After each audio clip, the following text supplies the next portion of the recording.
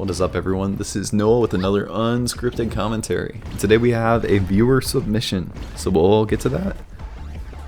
The viewer submission I have here is: reality feels so simulated. How do I know what's real and what's artificial? How can parts of reality be more or less real? What is realness? And this is from Jethro.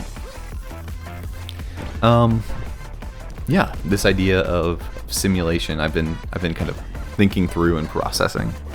And the first response I have is something along the lines of, what are your anchors? What is holding you down, I guess? What is meeting you with some sort of form of reality? What are your axioms?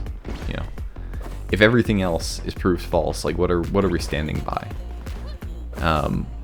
And sometimes things shake, but the thing is, usually if something shakes, it's because, you know, there's some sort of contradiction within.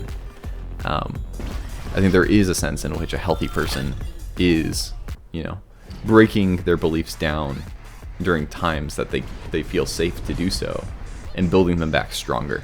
That we're kind of doing this over and over and over again, and kind of taking out the old and moving in the new, and seeing how things work out when we are participating in life.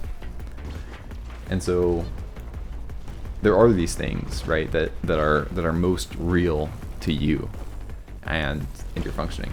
I'm working at this from a very I probably should read more Kierkegaard, so I can't kind of invoke him too much, but existentialist, I guess, is the best way of putting it. That there is a sense in which the only thing you can know about reality is from your personal experience of reality. That's kind of where you have to start.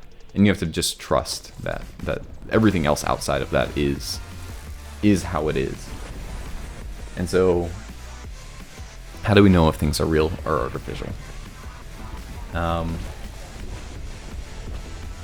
Yeah, and so I think you have to start from what you know to be true, or what you are going to say, you know, this is my firm stance on what is true and what is not. And you just have to work your way out, you know? I have a firm stance on my cosmology of the world, you know, how things are related to one another, you know, that there is a God, that we are in creation, like these type of things. And then I can work my way out from there. But I know that everything that I work away from my axioms is built on everything before. And so I'm less and less confident as I go out, right? I'm not very confident in my ability to tell the difference between AI generated and real videos.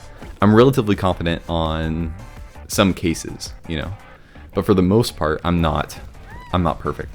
And so I keep that in my mind of like, this could be AI generated. So my level of confidence is not 100%, and I'm going to leave it at not 100%. I don't need to make a decision. I just need to know that this is a possibility. And I'll leave it there, right? And so, learning to live with the uncertainty is a little bit of a part of this. But it's remaining, you know, kind of steadfast in these basic things that you hold to be true.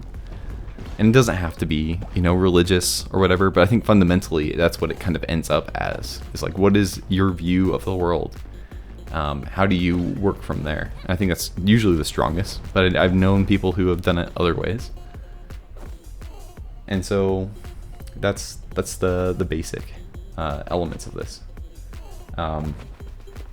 We'll go back through and say, reality feels so simulated. How do I know what's real and what's artificial? I think there is a sense in which we don't know. We don't know either way if things are real or artificial. The thing is, maybe building a familiarity with what is real, right?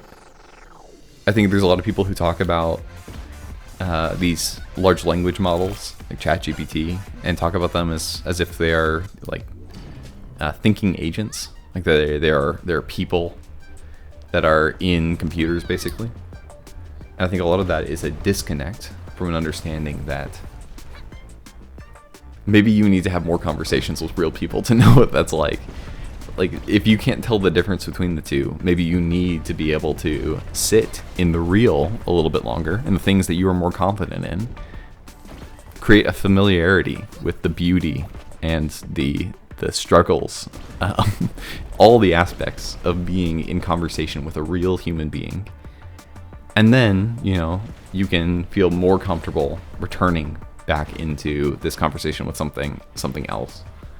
But it's nesting in the true, the good, and the beautiful, and saying, you know what, like, that is your point of center point of weight. Like, again, an anchor is this idea of this is what's holding the boat down and preventing it from moving too far away.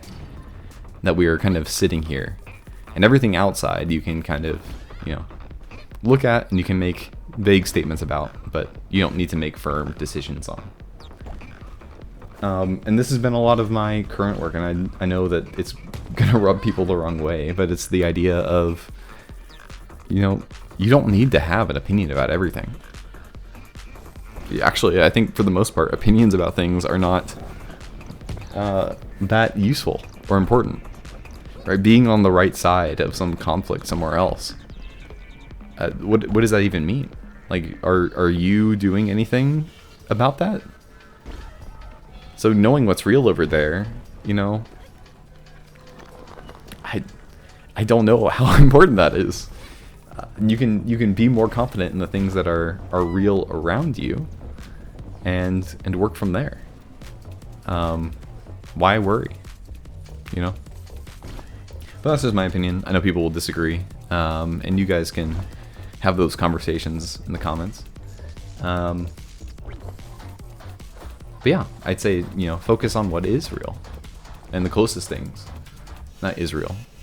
Okay, let me clarify. But what is reality, we'll say. Yeah. If you like your topic or question to be answered, feel free to put it in the form that's in the description. And you will get as vague of an answer as I gave to Jethro's question here. Other than that, I am very thankful to you all for sticking around and just being able to listen and engage. And yeah, I love all the interactions that I've seen around here, and so I'm really thankful. I hope you all have a good rest of your day, and I will make another one of these later. Have a good one.